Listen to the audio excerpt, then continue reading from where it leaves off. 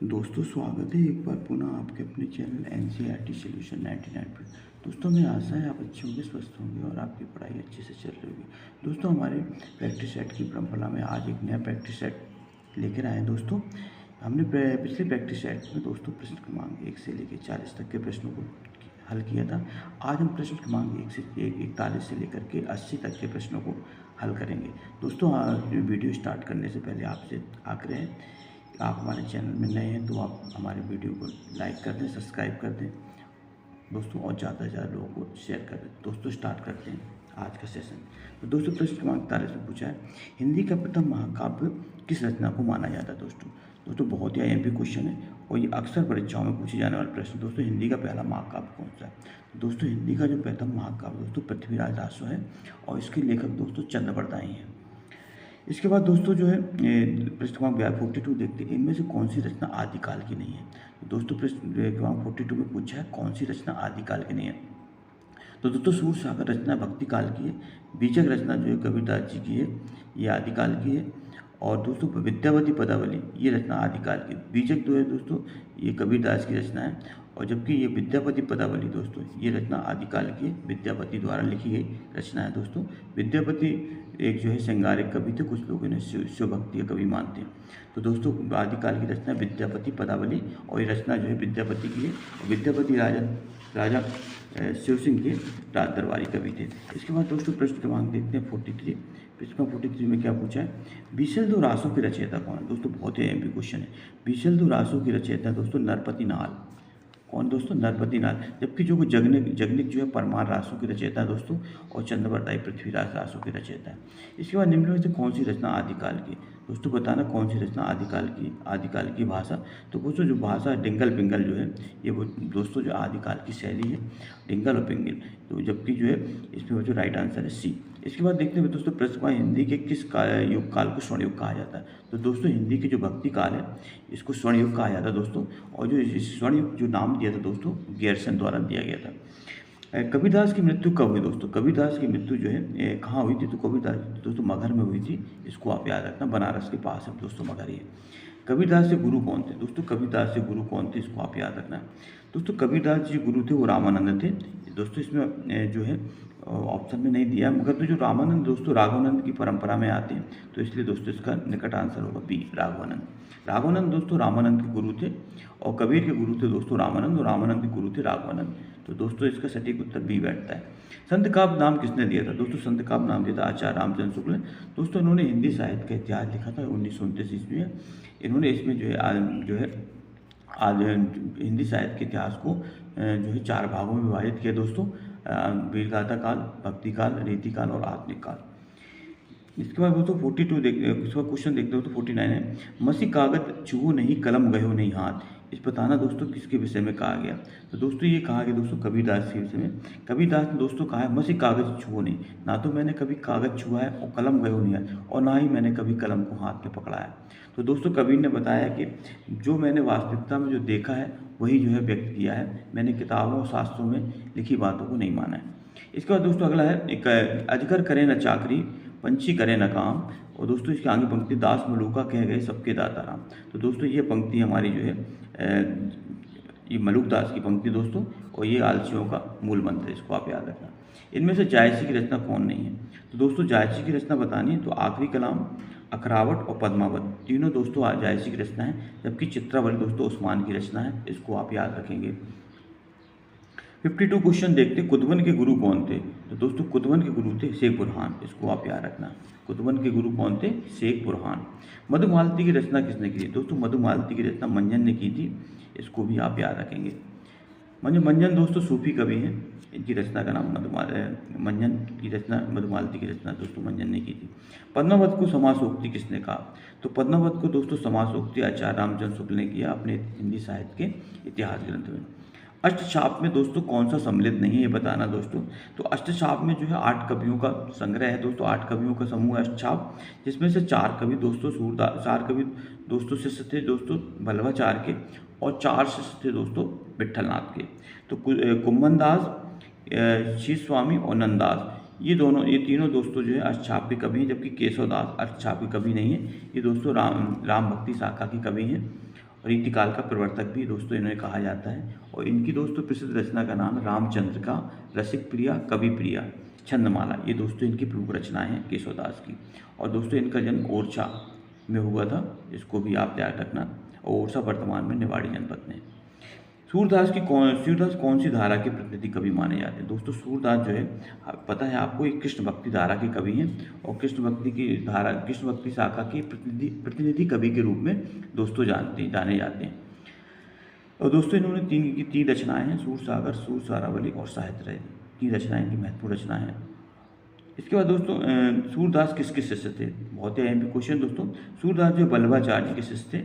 वल्लभाचार्य जी के दोस्तों 4 शिष्य थे, कुम्भन दास, सूरदास, परमानंद दास और कृष्णदास। इसमें दोस्तों कुम्भन दास सबसे बड़े थे आयु में, और जो है सबसे वरिष्ठ कवियों में गिनती की जाती है, जबकि सूरदास जो है बहुत ही महत्वपूर्ण कवियों में शामिल है दोस्तों। इनमें से पुष्टि मार्गी कवि कौन सा? दोस्तों पुष्टि मार्गी कवि बताना। तो पुष्टि मार्गी कवि दोस्तों हैं इसमें से सूरदास जो है पुष्टि मार्गी कवि हैं, इसको भी आप याद रखेंगे। इसके बाद दोस्तों प्रश्न क्रमांक देखते हैं 59 में क्या पूछा है। प्रश्न क्रमांक 59 में पूछा है कृष्ण गीतावली के रचनाकार कौन है? तो दोस्तों कृष्ण गीतावली के रचनाकार दोस्तों तुलसीदास हैं, इसको भी याद रखना। कृष्ण गीतावली तुलसीदास जी की रचना है। इसके बाद दोस्तों गोस्वामी जी के पिता का नाम क्या था? दोस्तों गोस्वामी जी जो थे, गोस्वामी तुलसीदास, इनके पिता का नाम दोस्तों आत्माराम दुबे था। और माता का नाम दोस्तों हुलसी था। और दोस्तों इनके पिताजी एक बहुत बड़े ज्योतिष थे। और ये तुलसीदास जी का जन्म दोस्तों चित्रकूट के निकट राजापुर नामक गांव में हुआ था। और इनकी पत्नी का नाम था दोस्तों रत्नावली था। रामचरितमानस की भाषा क्या है? दोस्तों रामचरितमानस की भाषा दोस्तों अवधी है। अवधी भाषा में रामचरितमानस महाकाव्य दोस्तों लिखा गया है। इसके बाद दोस्तों नए बिहारी किस धारा के कवि हैं? तो दोस्तों बिहारी जो है रीति सिद्ध धारा के कवि हैं, इसको भी आप याद रखना दोस्तों। दृढ़ ऊर्जत टूटत कुटुम्ब जुरत चतुर्चित प्रीत, ये कथन किसका है? तो दोस्तों दृढ़ ऊर्जत टूटत, दोस्तों ये जो है प्रसिद्ध पंक्ति जो है बिहारी द्वारा लिखी गई है। और बिहारी की दोस्तों एकमात्र रचना का नाम है बिहारी सस्सई है, जिसमें 700 दोहे लिखे गए हैं दोस्तों। इनमें से कौन सा कवि रीति मुक्त नहीं है? तो दोस्तों रीति मुक्त कवि में घनानंद, आलम, बोधा और ठाकुर, ये 4 कवि आते हैं। जबकि बिहारी जो है दोस्तों रीति मुक्त नहीं बल्कि रीति सिद्ध कवियों में इनकी गिनती की जाती है। दोस्तों घनानंद किस वर्ग के कवि हैं? तो दोस्तों घनानंद जो है रीति मुक्त धारा के कवि हैं। दोस्तों अभी हमने ऊपर पढ़ा था कि घनानंद जो है रीति मुक्त में दोस्तों 4 कवि आते हैं, घनानंद, आलम, बोधा और ठाकुर। इसके बाद दोस्तों रामचंद्र का किस कवि की रचना है? दोस्तों रामचंद्र का भी हमने ऊपर दोस्तों इसका जो है बताया था कि रामचंद्र का जो है केशवदास की रचना है। और ये जो है रामकथा पर आधारित दोस्तों ये महाकाव्य है। बिहारी की रचना का क्या नाम है? दोस्तों बिहारी की एकमात्र रचना है जिसका नाम है बिहारी सस्से दोस्तों। इसमें 700 दोहे हैं, इसको भी आप याद रखना। और दोस्तों इसका पहला दोहा है मेरी भव वादा हरो, राधा नागरी सोई, चातन की छाई परे श्याम हरद्युति हुई। ये दोस्तों बिहारी सस्से का पहला दोहा है, जिसमें राधा जी को संबोधित करके लिखा गया है। दोस्तों नेक्स्ट क्वेश्चन है भारतेंदु जी ने किस पत्रिका का संपादन किया? तो दोस्तों भारतेंदु जी ने कवि वचन सुधा नामक पत्रिका का संपादन किया दोस्तों 1868 ईस्वी में। ये इनकी महत्वपूर्ण पत्रिका थी दोस्तों।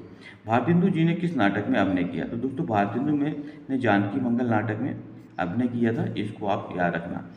दोस्तों जो भारतेंदु कालीन किस उपन्यास में आधुनिकता की शुरुआत मानी जाती है? तो दोस्तों भारतेंदु कालीन उपन्यास 100 अजान 100 जान में जो है आधुनिकता की शुरुआत मानी जाती है।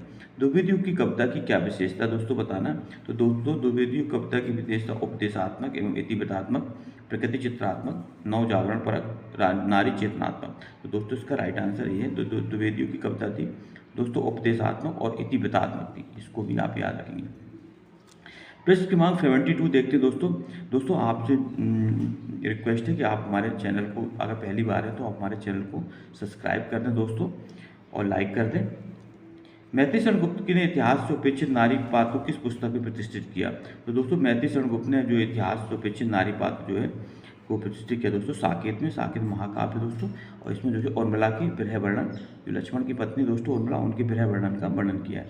मैं नीर भरी दुख की बल्दी, ये कथन किसका है? दोस्तों इन्हें नीर भरी दुख की बल्दी, ये कथन महादेवी वर्मा दोस्तों। महादेवी वर्मा को दोस्तों छायावाद की दुर्गा और आधुनिक युग की मीरा के नाम से जाना जाता है।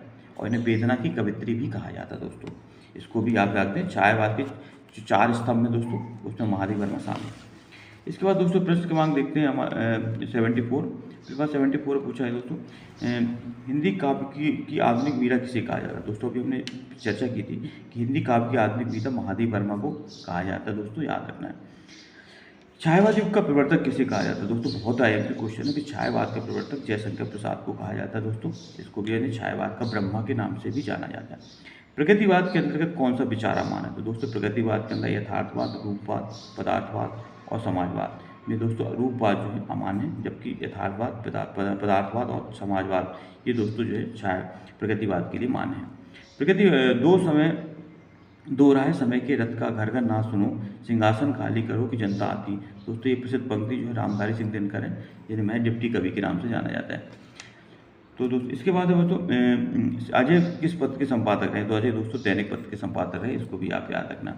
इसके बाद दोस्तों नेक्स्ट क्वेश्चन देखते हैं, इनमें से कौन सी रचना धर्मवीर भारती की नहीं है। दोस्तों धर्मवीर भारती की अंधा युग, कनुप्रिया और ठंडा लोहा, दोस्तों तीनों रचना धर्मवीर भारती की हैं। जबकि दोस्तों हरी घास छड़ पर, ये दोस्तों अज्ञेय की रचना है, काव्य संग्रह है, इसको याद रखेंगे। इनमें से कौन सी हिंदी की पहली कहानी माने। दोस्तों हिंदी की पहली कहानी इंदुमती है, इसको आप याद रखना। और दोस्तों इसकी जो है लेखक है किशोरी लाल गोस्वामी। हार की जीत कहानी के लेखक कौन है। दोस्तों हार की जीत कहानी के लेखक दोस्तों बिशम्बरनाथ शर्मा कौशिक हैं। तो दोस्तों इस तरह हमने जो 41 से लेकर दोस्तों प्रश्न क्रमांक 80 तक के प्रश्नों को हल किया। दोस्तों हमें आशा है कि आपको ये प्रश्न बहुत लाभकारी साबित होंगे। दोस्तों आप हमारे चैनल में पहली बार है तो आप सब्सक्राइब कर दें, लाइक कर दें। उसी तरह हम आपके लिए रोज़ नए नए प्रैक्टिस सेट लेके आते रहेंगे।